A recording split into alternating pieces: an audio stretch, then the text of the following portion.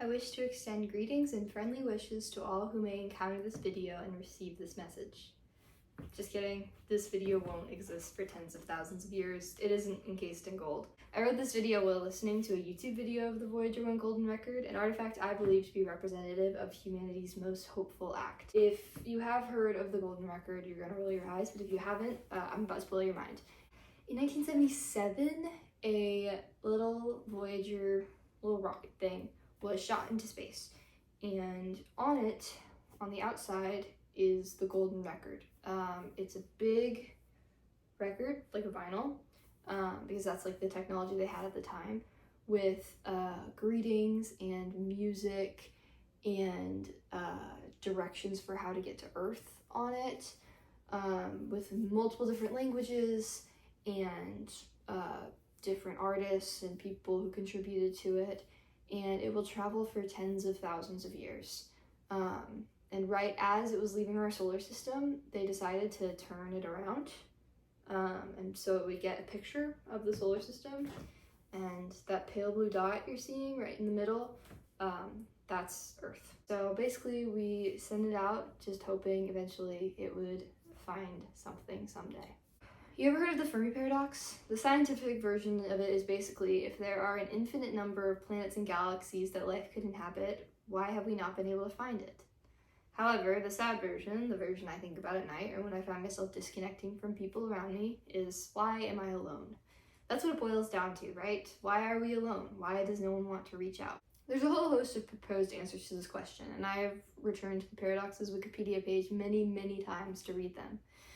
There's the theory that alien life is simply too far away, that it will always be just out of reach. The Great Filter is a popular theory, one that supposes that life did exist at some point somewhere or even everywhere, but that inevitably a planet goes through something that life just cannot sustain. This theory is horrifying since it means that Earth too will eventually go through this catastrophic event our minds can't even comprehend. Hey, how's that doomsday clock doing? Oh god, let's change the subject. Hey, remember Star Wars? I've been on a big sci-fi kick recently, in large part due to my remembering that we have the DVD box set of the original trilogy and forcing my parents to watch it with me. Since finishing those, I itched for more, so I reluctantly gave my corporate overlords some money, and I'm making my way through the prequels, which, by the way, I think are good. They're not perfect films, and they certainly have some weird directorial choices, but I truly think the most authentic Star Wars experience you can have is making fun of most of it while being in awe of some parts. But I was going to watch the station to pick up some power converters. It's like Weezer or the United States. You defend some things you shouldn't, latch onto some truly powerful insights, and try to forget what's happened recently. Somehow Palpatine returned. One thing I like about Star Wars is that it has always been far too ambitious. It did not have the capacity to be what it was when it was made, and George Lucas has tried to rectify that by adding in CGI nonsense that I think is hilarious and iconic, but that is objectively dumb. Still, the beauty is that it doesn't matter that the first movie has these awkward jump cuts when lightsabers have to expand or doors have to open. I don't mind the clunky dialogue choices in the prequels. It is trying to be so much that I can't help but fail at times, and I find it very charming. My little space phase doesn't just come from Star Wars. I recently finished Bewilderment by Richard Powers, a story about an astrobiologist attempting to raise his 9-year-old son after his wife dies. They live in a time of political and environmental turmoil in a way that very not subtly reflects our own, and tries to navigate the relationship between large-scale world events and the inner life of one boy. Robin, the main character, on top of grief from the death of his mother, has severe behavioral issues, likely stemming from OCD and or autism, although the father in the book kind of hesitates to diagnose it. He specifically gets fixated on the idea of endangered species, and he cannot understand why economics would stand in the way of humanity doing something about the very real crisis that we're going through. His father can't tell him he's wrong because he isn't, and there's a lot of grappling with that fact. The novel has a lot more to it than that, and I highly recommend it if you're in the mood to be sad. It's a very Flowers for Algernon type story, if you've read that. But this theme of people who are awake to the horrors of the world being treated as deviant or crazy is all over Richard Powers' work. The other book I read of his, The Overstory, is very similar in this way. To be fair, this isn't always a good thing. Conspiracy theorists, alpha males, religious extremists, they all use this imagery of being awake in a world full of sheeple, of escaping the matrix. Either way, whether justified or not, it is isolating to feel like you're the only person in the world who sees things for how they are. I often feel this way when talking about generative AI. I am a staunch critic of it in all forms, and I'm not afraid to say so.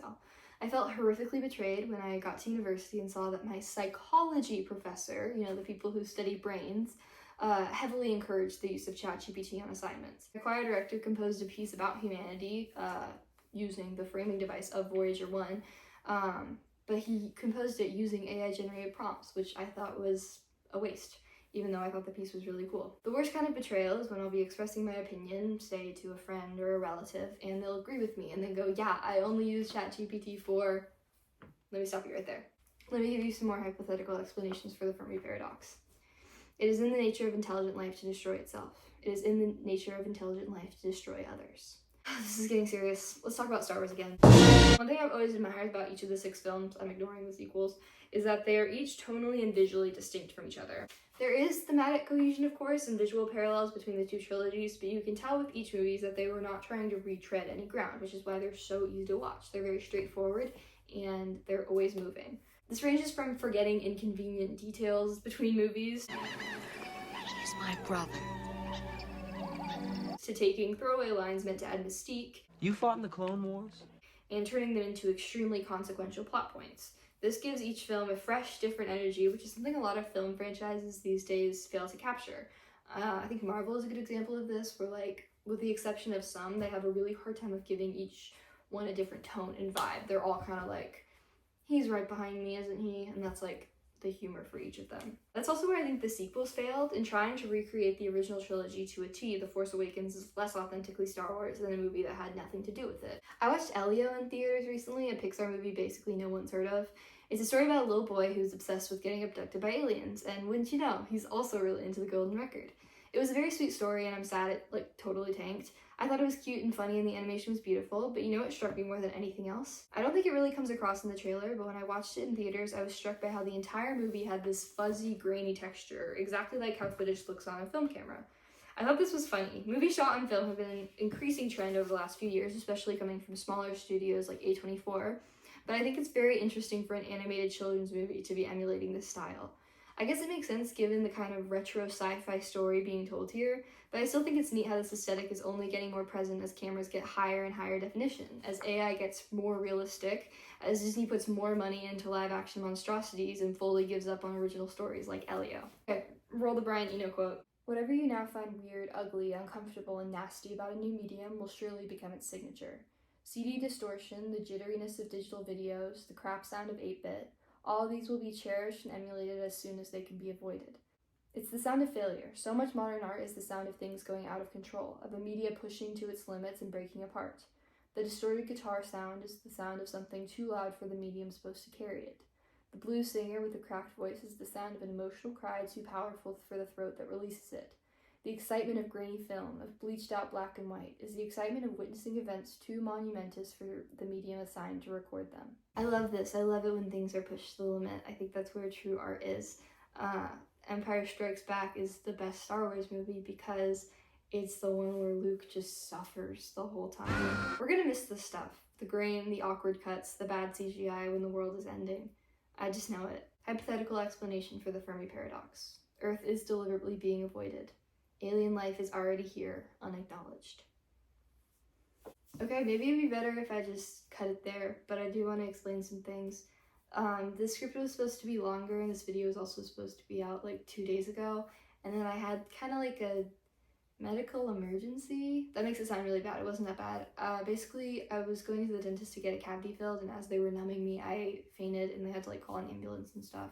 I'm fine now, but I was like out of commission and didn't get the choice, or didn't get the chance to finish the script and record it when I wanted to. But I'm going on vacation soon, and I'm not gonna be able to make a video for a while probably. So I wanted to get something out there. So think of this as like a teaser. I don't know. I have concepts here I want to explore more, and this is like my rough draft.